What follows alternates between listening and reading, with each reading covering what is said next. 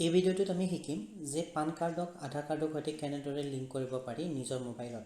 তো তাৰে কাৰণে আমাৰ লগত থাকিব লাগিব আমাৰ পান কাৰ্ডৰ কপিটো, লগত থাকিব লাগিব আধাৰ কাৰ্ডৰ কপিটো, আৰু লগত থাকিব লাগিব আধাৰ কাৰ্ড বনাওঁতে যিটো মোবাইল নাম্বাৰ দিয়া গৈছিল সেই নাম্বাৰটো। তো তাৰে কাৰণে আমি গোটেইখিনি ৰেডি কৰি ল'ব লাগিব। ৰেডি কৰাৰ পিছত আমি গুগলত লিখিব লাগিব link Aadhaar and PAN card. তাৰপিছত ইয়াৰ প্ৰথম যিটো লিংক হয় সেই লিংকটোত আমি টেপ কৰিম। প্ৰথম লিংকটোত টেপ কৰাৰ পিছত যিটো আমি ইয়াত লিংক দেখা পাম সেই লিংকটোত আমি টেপ কৰিম। তাৰপিছত অ'কে কৰিম। অ'কে কৰাৰ পাছত ইয়াত আমি স্ক্ৰল কৰিম। স্ক্ৰল কৰি অলপ তলত আহি লিংক আধাৰ ইয়াত টেপ কৰিম।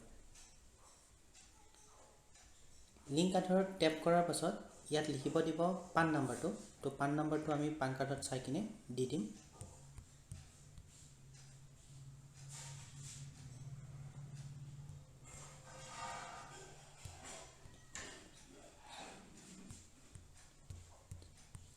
তাৰপিছত আধাৰ কাৰ্ডৰ যিটো নাম্বাৰ আছে সেই নাম্বাৰটো আমি ইয়াত টাইপ কৰিম।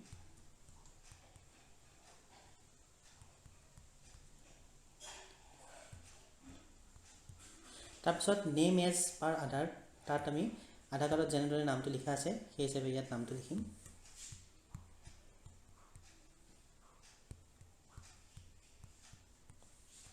তাৰপিছত আধাৰ কাৰ্ডত যিটো নাম্বাৰ দিয়া আছে সেই নাম্বাৰ মানে যিটো মোবাইল নাম্বাৰ দিয়া আছে সেই নাম্বাৰটো ইয়াত টাইপ কৰিম। তাৰপিছত দুইটা ঠাইত আমি টিক কৰিম। তাৰপিছত লিংক আধাৰত টেপ কৰি দিম। লিংক আধাৰত টেপ কৰাৰ পাছত যিটো নাম্বাৰ আধাৰ কাৰ্ড বনাওঁতে মোবাইল নাম্বাৰ দিয়া আছিল সেই মোবাইল নম্বৰটোত এটা OTP যাব। তো OTPটো আমি ইয়াত টেপ কৰিম। OTP ইয়াত টাইপ কৰিম। তো তাৰপিছত আধাৰ কাৰ্ড বনাওঁতে যিটো মোবাইল নম্বৰ দিয়া গৈছিল সেই মোবাইল নম্বৰটোত এটা OTP যাব, আৰু সেই OTPটো আমি ইয়াত টাইপ কৰিম।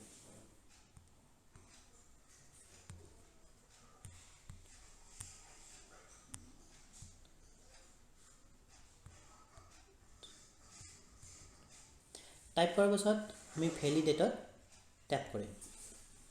তো ভেলিডেটত টেপ কৰাৰ পাছত আমাৰ ৰিকুৱেষ্টটো ছাবমিট হোৱা বুলি এটা মেছেজ আহিব। তাৰপাছত আমাৰ এইটো প্ৰচেছ কমপ্লিট হ'ব। ধন্যবাদ।